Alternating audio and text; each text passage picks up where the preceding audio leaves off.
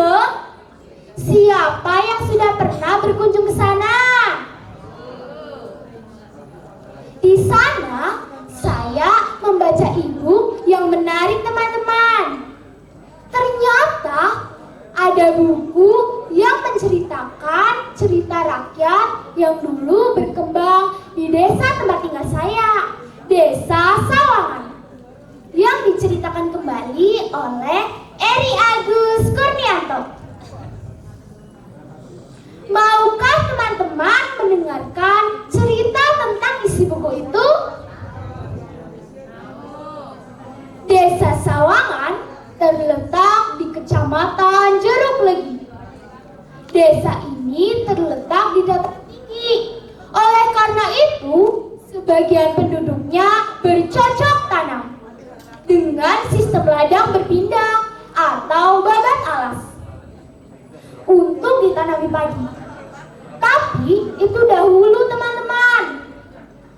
Saat ini babat alas tidak boleh dilakukan lagi. Mengapa? Karena merusak kelestarian hutan. Konon kabarnya Desa Sawangan pernah dipimpin orang bernama Demang Waksanangga. Demang Waksanangga dikenal sebagai pemimpin yang sederhana, pekerja keras, dan mengayomi rakyatnya. Demang ini juga seorang petani, teman-teman. Demang Waksanangga memiliki 2 orang putra yang bernama Samu dan Samin. Mereka berdua suka membantu bapaknya bercocok tanam. Di suatu musim, Ki Demang memanggil kedua putranya. Samun, Samin, kiye wiswayae babat alas maning supaya panenane main. Nggih, Pak, kadose kanjen kudu babat alas maning, Pak. Bener, Bok Min? Nggih, Pak, leres. Ya wis, nek pancen kowe pada setuju, mulai ngesuk ngono pada mangkat mengalas golek wilayah sing cocok. Nggih, Pak, ngenjang kula makan kasih. Pagi-pagi Samun dan Samin berangkat ke hutan untuk mencari lahan. Dan sampailah mereka di tempat yang dirasa cocok. Setelah menemukan tempat yang dirasa cocok untuk bercocok tanam, maka mulailah mereka membuka tersebut dengan cara membersihkan semak belukar. Hari demi hari, Samun dan Samin bekerja tanpa mengenal lelah.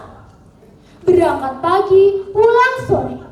Bahkan terkadang sampai larut malam, mereka baru tiba di rumah.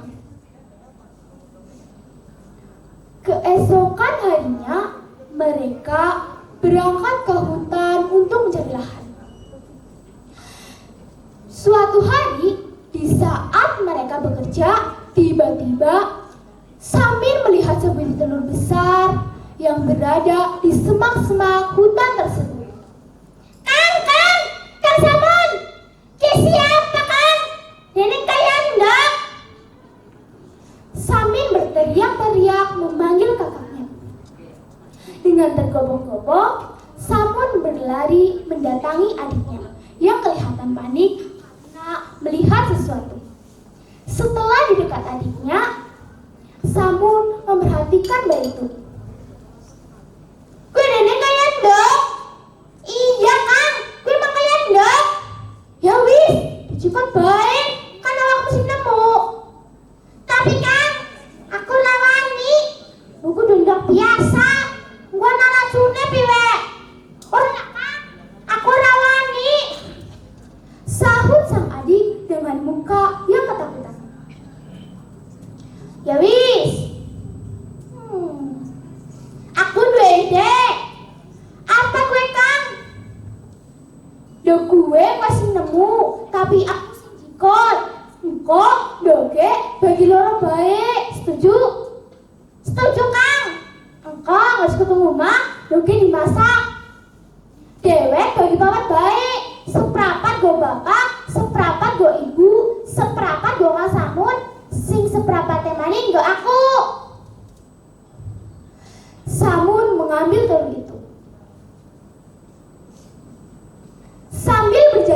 malam, mereka masih terus membicarakan telur tersebut.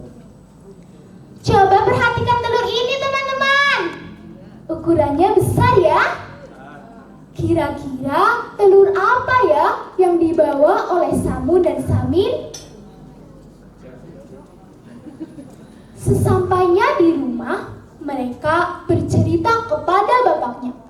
Ki Demang terkejut melihat telur itu, lalu berkata, "Balik na boy, dokure, melasi sing duwe." "Ampun Pak, niki rezekine Samin kali Samun." Tanpa mempedulikan nasihat bapaknya, mereka membawa telur tersebut ke dapur, lalu memasaknya. Setelah matang, Samun mencicipi telur tersebut.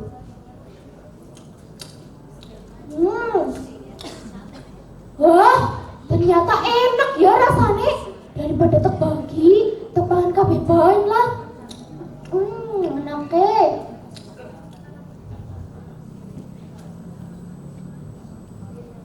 Tanpa mempedulikan yang lainnya, Samun menghabiskan semua telur itu. "Kang, ndi Kang, si dadi masak apa ora?" "Ora, manut karo bapak baen, wis tak buang." Mereka lalu beristirahat karena masih harus ke hutan melanjutkan babat alas. Keesokan harinya, mereka berangkat untuk membersihkan semang-semang. Tiba-tiba, Samun merasa tenggorokannya panas, seperti terbakar. Lalu ia berlari meninggalkan Samin menuju waduk yang tidak jauh dari lahan mereka. "Panas! Panas! Panas! Panas! Panas!" Samun lalu meminum air waduk itu. Namun aneh, rasa panasnya tidak hilang, malah semakin bertambah. Samun meminum beberapa teguk air waduk tersebut. Sangat mengejutkan, tubuh Samin keluar sisi. Pada waktu itu juga, tubuh Samun berubah menjadi ular. Ular naga yang sangat besar. Setelah berubah menjadi ular, mereka pun bersedih dan terus menangis. Ia juga tidak bisa kembali ke rumah karena malu dengan keadaannya yang sudah berubah menjadi ular. Samin masih terus menunggu kakaknya sambil mengerjakan hal yang biasa ia kerjakan. Sampai matahari condong ke arah barat, Samun belum juga muncul. Akhirnya, Samin memutuskan untuk pulang ke rumah. Samin mengira Samun sudah pulang duluan, meninggalkan dirinya di dalam waduk. Keesokan harinya, Samin bergegas menuju ke hutan untuk mencari kakaknya. Sesampainya di hutan, Samin tidak menjumpai kakaknya. Dia terus mencari kakaknya. Ki Demang membantu beberapa warga untuk mencari anaknya. Beberapa warga pun pergi ke sana kemari. Pencariannya tidak berhasil. Akhirnya Ki Demang turun tangan sendiri untuk mencari anaknya yang hilang entah kemana. Setelah mendapat petunjuk, Ki Demang Wangsa dan Samin mencari anaknya. Setelah mereka sampai di perkebunan karet yang di tengah-tengahnya terdapat waduk, mereka pun menuju pohon beringin yang di tepi waduk. Di saat mereka beristirahat, Samun, bapaknya, merasa sangat haus. Ia pun mendekati waduk itu dan hendak mengambil airnya. Namun, ketika Ki Demang Wangsa menjulurkan tangannya hendak mengambil air, tiba-tiba muncul seekor ular besar yang keluar dari dalam waduk itu. itu menangis sambil minta tolong. Ki Demang keheranan campur takut, lalu berkata, "Deneng ana hula nang nangis karo ngomong. Kenapa kowe nangis? Kenapa kowe ngomong?" "Ngapurane Bapak, aku sebenarnya Samin sing wis ngapusi Bapak lan samun. Ndok sing kamian ditemukna ora tak buang, nanging tak paman kabeh. Akibat rasane enak. Tolong Pak, tolong. Aku pengen jadi manusia mali Pak." Namun sayang teman-teman, Ki Demang Wangsa tidak bisa berbuat apa-apa. Walaupun sangat menyedihkan, Ki Demang Wangsa dan Samin harus mengikhlaskan Samun menjadi ular. "Maaf ya nak, Bapak ora bisa nulungi. Kiye wis kersane Gusti. Ngesuk nek wis ganti jaman, waduk kiye arep jenengi Waduk Naga Wangsa."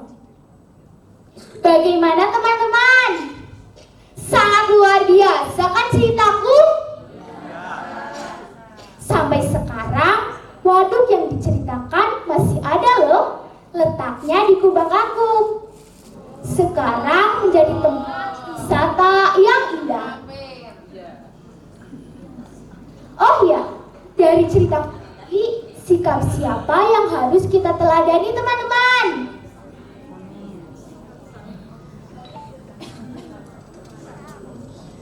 Yuk, mari kita hilangkan rasa serakah kita dan mari kita junjung kejujuran.